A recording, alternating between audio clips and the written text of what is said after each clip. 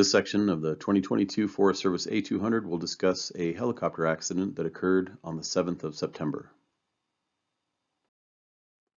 The accident occurred near Merrill Lake, which is outside of Cougar, Washington.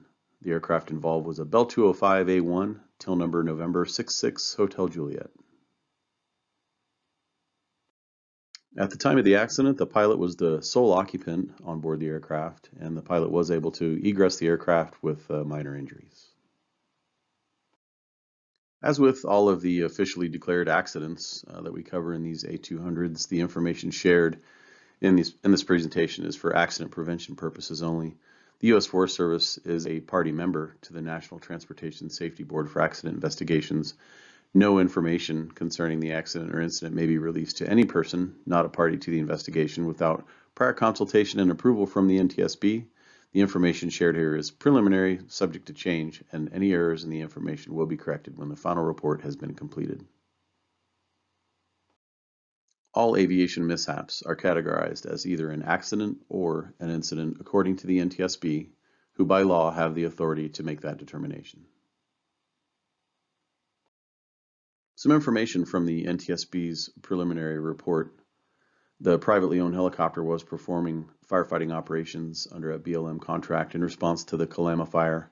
The aircraft was under operational control of U.S. Forest Service at the time of the accident. Earlier in the day, the pilot had performed a series of crew relocation and firefighting activities in the accident helicopter. These flights lasted about 2 hours. The pilot then refueled using the same fuel truck as the previous flight. The aircraft then departed for Merrill Lake, where the water bucket was reattached. 4 uneventful water drop runs were then completed. On the right, you can see a detailed map of the operating area that included the fire perimeter, which is annotated in yellow. The accident took place on the northwest side of Merrill Lake, which is circled in red. The actual flight path of the aircraft is depicted on the left and highlighted in green, and it shows the route the aircraft took on multiple circuits between the lake and the fire. On the 5th dip, the pilot lowered the bucket into the water and maneuvered the helicopter to begin filling, but the helicopter began to descend and yaw to the left. The pilot lowered the collective control and confirmed the throttle was set at full power. Following this, the engine appeared to completely lose power and descended while the master caution light illuminated and the low rotor RPM horn sounded. The pilot applied forward cyclic to aim the aircraft toward the shoreline and attempted to activate the bucket line release. Approaching the surface of the water, the pilot pulled up on the collective and the helicopter struck the surface in a nearly flat attitude. By this time, the engine had completely stopped and the main rotor blades struck the surface of the water. The pilot began to roll the aircraft to the right while filling with water.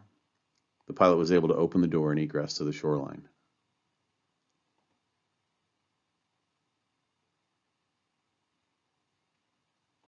So again, this is an ongoing investigation and the NTSB has not yet determined probable cause.